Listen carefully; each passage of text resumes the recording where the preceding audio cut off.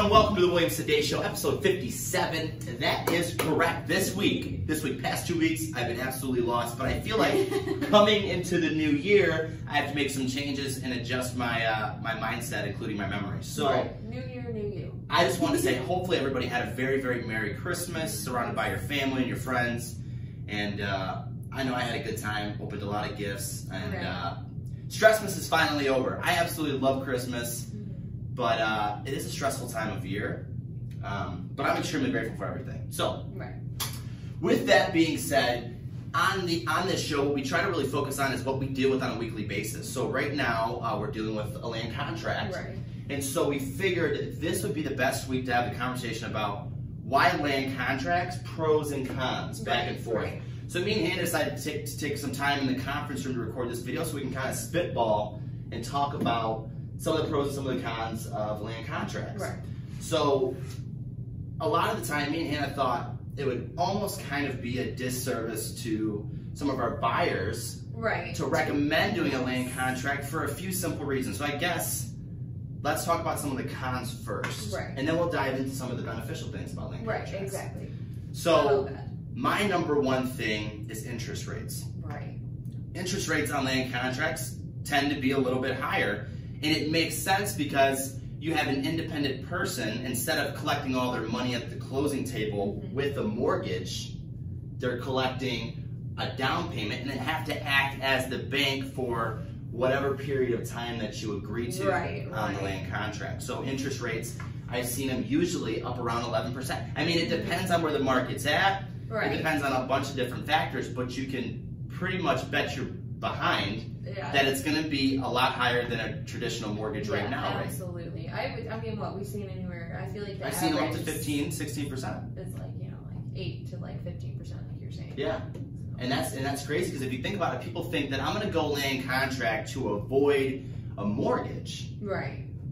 Because, you know, but if you think about it, you're paying more long term, right? Instead of having, well, usually land contracts are a little bit shorter, so you're not paying as much interest, but I mean, over a... well, it depends, because, like, you know, because you have to make a big balloon payment, which is also another downside to it. You know, which can then be anywhere from, like, you know, $70,000 to, you know, or more. I mean, give or take. I mean, that's not, you know, the set rate, but just as an example, you know, most of the time people can't, you know, within like 5-6 years, which is usually around the time that they last for. You know, they can't save up that amount, so you got to go get a mortgage to pay for the rest of that amount, and then you have interest on top of that as well. You know, which is it's going to be lower than what you were paying for 5 to 6 years to the seller, but you're still going to be stuck with the interest. Absolutely, and you know what? Coming to make this video, I did not even think about that because you're absolutely right. You're not going to get a 30-year land contract. I mean, it could possibly happen if it's a friend, relative, or somebody that you're really close with, where you can avoid that. But a typical land contract, so if you're a buyer coming to the market, and reasons, let's do this, backtrack a little bit. I know, I guess we should have did like an agenda so we could have stayed on track. But if you're looking for a land contract, it's because, number one, your credit's not where it needs to be, but you have the funds to do a land contract. So a lot of misconceptions with land contracts is people say, all right, I don't have the credit right now and I don't even have the funds to do it. So people think that land contracts, they can go and just start paying month to month to month to month to month. Like as if it's like moving into an actual rental, but it's totally different. That is not the case at all. And when you tell people that, they're like, okay, well, let me reevaluate this completely. Because usually what we've seen just in our MLS and the majority of land contracts is we'll see pretty much nothing below 50% of the sales price. So let's say the house is a $100,000 home listed and they're accepting a land contract offers. The down payment to move into the property, $50,000. Not a lot of people have that laying around. But in the case where credit's not that good and you have those funds, land contract would be the option. Exactly. Or, you know, if you're 1099, you know, and you haven't been using a bank account, which we've talked about this before, you have to have 2 years of steady income into your bank account if you're 1099. If you can't wait 2 years and you don't want to wait 2 years, land contract is your way to go if you have the money for it. And that's a pro. That's a pro. That's a pro. My problem right now is I think I'm still in the mindset of it's a disservice to do to yourself. But it's not. Sometimes it's a great option for you, especially if the land contract option is somebody that you're close with where you can get a decent interest rate. Right. They don't want to take your leg and your arm and all your fingers. Right, your second-born child. Right, your eyeballs and to move into the property. Right. So there are some pros to it, and Hannah just gave a perfect example of when if you're a 1099 employee and you're taking advantage of that, you don't have the tax records that you need to get a mortgage and your credit's not where it needs to be. That is an excellent perspective to have on the pro side of it. Right. Some more pros. I would say, wow, it literally just left my head. It's all right. Like I said, we're just spitballing here. We have no agenda. We're not going off of anything, so we're just kind of bouncing off each other real quick. Wow. But pros, it's hard for me to, like I said, go based on pros because a lot to me. Okay, so it's a quick move. Yes. Land contracts are quick. They can close within 2 to 3 days. If you get a quick seller that responds fast, you can be moved in by the end of the week. And why is that? Because there's no appraisal. You don't have to have an inspection, although you should. Oh yeah. But yeah, and you don't have to go through underwriting, which is what takes the longest. Going through underwriting because there's so many documents they have to review. They got to know your whole entire life.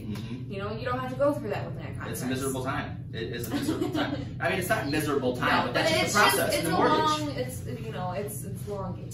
That is another excellent pro. See, you're the optimist out of both of us. So when we're having conversations with our clients, Hannah breaks it down on the positive side. So absolutely, it could take. You can write an offer, get it accepted, and move in the next day. I mean, honestly, it could be that simple. You should get your inspection. You have to have the funds, but yeah, they can move that fast. Right. So if you're in a rush and you have the funds and you want to, that's an excellent option. Right. Yeah. You just gotta really weigh it out. See, what option is gonna work best for you. Right.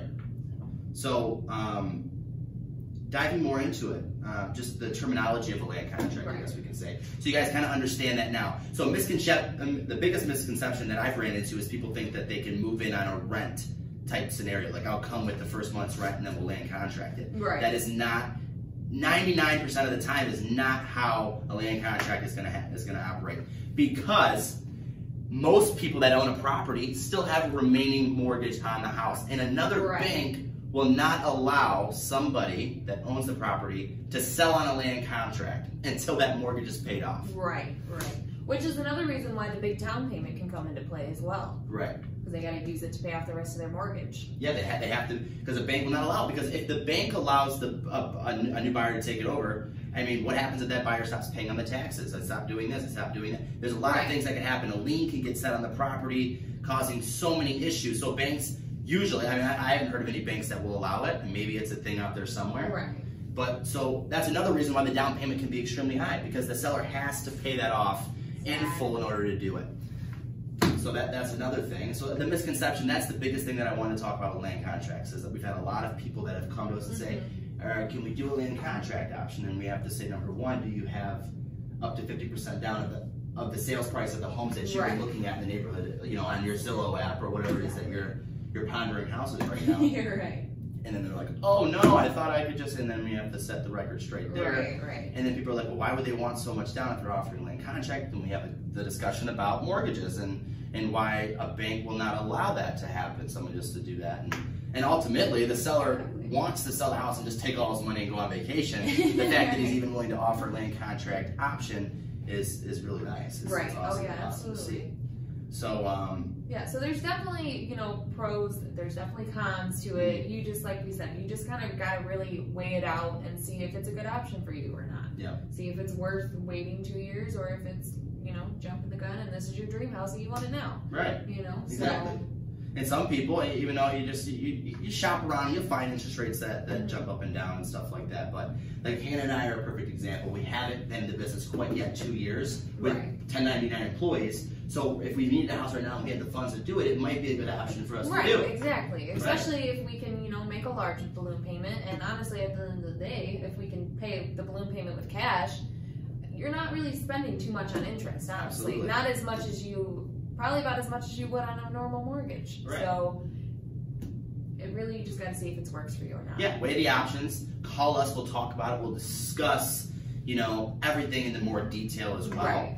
and just make sure it's something that works for you and it's an option for you. But that's what we wanted to do in this video, is just kind of get the word out there about land contracts. There's so many other things that go into the land contract, but knowing the basics before you decide it's something you want to do, it's important. It's not preparing is preparing to fail. One of our main business mottos that we follow.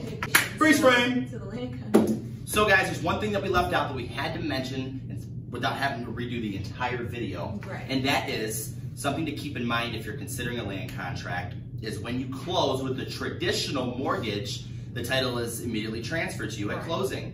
At closing with a land contract, the title goes into escrow until the terms of the contract are met. So all of the risk is on the buyer. If you do not meet those terms, you forfeit that. Title goes directly back to the seller, and he can sell it again. So something to keep in mind. Either, so. And you absolutely don't get your money back. You signed a contract, you didn't go through with it, and so the seller gets it back. So something to keep in mind. Absolutely, absolutely keep that in mind. So that's it. I'm gonna edit this in. Ow. And yes, the last thing I'm gonna stress really quick is the balloon payment.